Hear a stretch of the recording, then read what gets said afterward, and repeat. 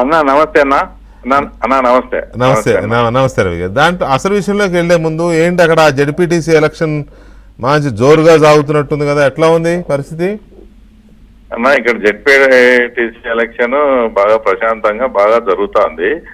అయితే ఇక్కడ ఏదైనా పొరపాటు జరిగితే అంటే ఏదన్నా ఓడిపోతే దానికి ఏదన్నా కానీ ఒక ఎక్స్ప్లెనేషన్, ఒక గ్రౌండ్ తయారు చేసుకుంటా ఉన్నారు వాళ్ళు. అంటే పలాని ఈ దౌర్జన్యం చేశారు, ఇది ఇంకోటి చేశారు, దీని వల్లనే మేము ఓడిపోయినామని ఒక గ్రౌండ్ ప్రిపరేషన్ దాంట్లో భాగంగా వచ్చి ఈ గొడవలు జరుగుతున్నాయన్న. మీ ద్వారా నేను అక్కడ పులివెందుల మండలంలో ఎలక్షన్ జరుగుతా ఉంది. పులివెందుల మండల ప్రజలను గాని, పులివెందుల ప్రజల ఓటర్లను గాని, పులివెందుల మండల లీడర్స్ గాని, ఇటు మా సైడ్ నుంచి గాని అటు పోలీసు నుంచి గాని ఎవరిని అక్రమ కేసులు గాని అక్రమ అరెస్టులు గాని మేము ఎవరిని ఏమి చేయడం గాని లేదు. ఈ బయట నుంచి ఎవరైతే వచ్చారో అంటే నిన్న వేల్పుల రాము కావచ్చు, మొన్న తొండూరు మండలం అతను, ఈ బయట నుంచి వచ్చిన వ్యక్తులు అవినాష్ దగ్గర జగన్మోహన్ రెడ్డి దగ్గర మా ప్రాపకం పెంచుకోవాలని వాళ్ళు చేసిన డిస్టర్బెన్స్ అన్న. ఇది పులివెందుల మండలంలో ఏ ఓటర్ను గాని ఎవరిని గాని ఏ డిస్టర్బెన్స్ లేదు, ప్రశాంతంగా ఉంది. ఇదంతా వాళ్ళ ఛానల్ ఉంది కదా అని.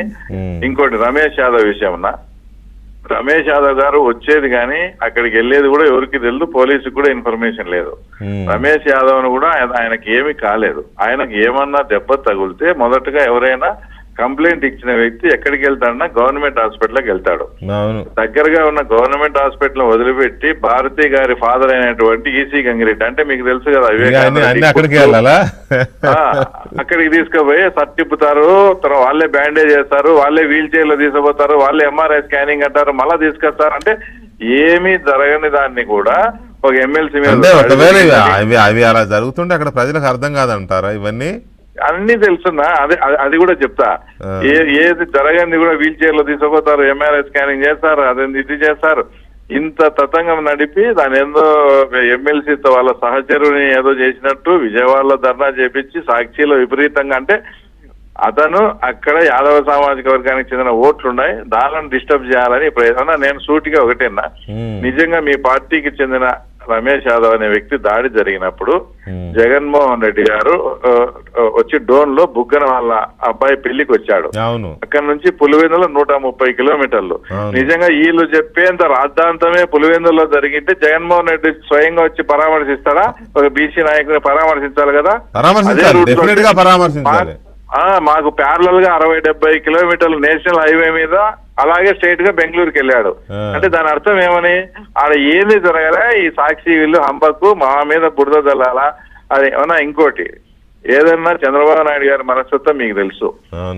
ప్రజాస్వామ్యబద్ధంగా ప్రజలు ఓట్లేసి గెలిపిస్తే పులివెందుల ప్రజలు కూడా జగన్ వెంట లేరని చూపించాలనేది మా ప్రయత్నం. ఇంకా మేము ఇట్లా దౌర్జన్యాలు వాళ్ళన్నట్టు దౌర్జన్యాలు చేసి పైగా గ్రాడ్యుయేట్స్ ఎమ్మెల్సీ ఎలక్షన్స్ లో మీ దగ్గర లీడ్ వచ్చింది కదా. అవును, మీ దగ్గర లీడ్ వచ్చింది కాబట్టి కూడా మీకు కొంత హోప్ ఉంటది, ఖచ్చితంగా గెలుస్తామనే హోప్ మీకు ఉంటది, నమ్మకం. అది కూడా వాళ్ళకి అనుమానం కూడా ఉండొచ్చు కదా, ఓడిపోతాం ఉండి ఎందుకు ఓడిపోతాము అని మళ్ళా నీకు జగన్ దగ్గర గానీ స్టేట్ ప్రజలకు చెప్పుకోవాలి కాబట్టి ఇట్లా చేస్తారని ఒక గ్రౌండ్ తయారు చేసుకుంటా అన్న.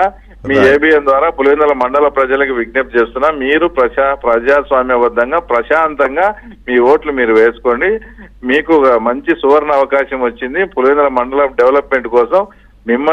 మీరు మమ్మల్ని ఈ 4 years వాడుకోండి అని మీ ద్వారా విజ్ఞప్తి చేస్తా ఉన్నా. రైట్. ఇక ఇప్పుడు నేను ఫోన్ చేసింది ఎందుకు అని అంటే మిమ్మల్ని లైన్ లోకి తీసుకున్నది